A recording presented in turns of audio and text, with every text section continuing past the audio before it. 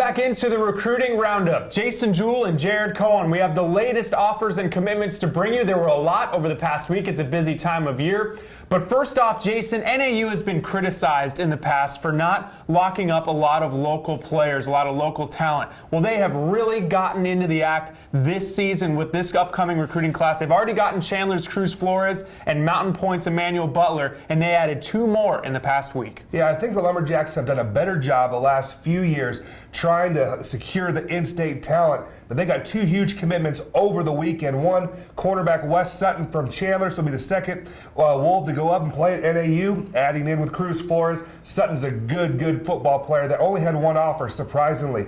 Then the other player down south in Tucson at Miranda Mountain View's linebacker Corbin Gooby. Big, thick, physical player that also had an offer from North Dakota. And you look at what their local players have done once they've gotten to the program. Zach Bowman, former Hamilton running back, just for an example, this past week was invited to the East-West Shrine game. He had a great career at NAU. Yeah, fantastic career, goes down as a leading rusher in program's history. So look what local talent will do as NAU continues to bring the local talent up to Flagstaff. The next commitment to get to, another player from Chandler, Jawan Jones from Hamilton, the safety. He announced his commitment as well. Yeah, he verbally committed to the University of New Mexico. He took an official visit there 2 weeks ago. Loved what he saw. He was a player that was recruited by most of the schools in the Mountain West, but he is going to be a Lobo. He was in the state championship game, just came up short in Division I against Mountain Point, but another team that was in the state championship game again in Division II was Sal Point. They are state champs in Division II, and 2 of their studs both picked up offers in the past week. Yeah, Sal Point absolutely loaded with Division I players.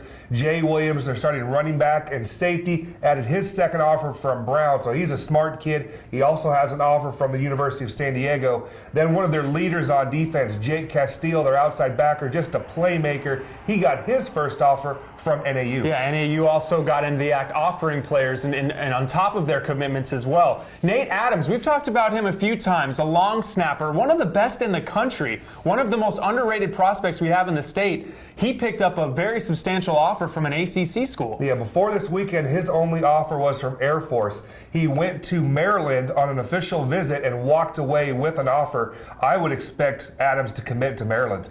That's a very intriguing offer for Adams. Getting back to the Hamilton side of things, their junior Caleb Pert, stud defensive lineman, he picked up a Pac-12 offer. Yeah, he was offered by Cal. Add that to his offers from Arizona State, Boise State, and Nevada. I expect a whole bunch more offers for Caleb. He's a very good football player. And Tim Hernandez at Mountain Point, wide receiver, defensive back, man, did he have a great playoff run for the Pride. Had a great season overall. He picks up an offer, and he's starting to get a lot more attention. Yeah, he's a very good football player. His brother played in the NFL, but Tim is a very good football player in his own right. Got his first offer finally. It's from the Air Force Academy, and they actually offered him, they said, hey, you can play receiver or corner, you choose. Very smart kid, too, a 4.5 GPA. So we'll see a lot more of those Brainiac schools coming Tim Hernandez's way. And then finally, the last offers to bring you USD. We've mentioned them quite a bit in the last few weeks. They've really gotten busy out here in Arizona, and they offered 2 more players. Yeah, speaking of smart kids and getting smart football players, USD is one of those academic institutions.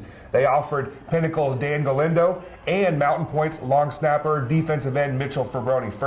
First offer for Fabroni. And then also, Jason, those are the Division I offers. There was also a ton of Division II schools that came in and offered Arizona players as well. Yeah, we tend to focus on the Division I guys, and it's terrible. We don't want to minimize the Division II offers because these kids are still going to get their education paid for. But Adams State's recruiting here heavy. Offered Mike Cook, the O-lineman from Centennial last night.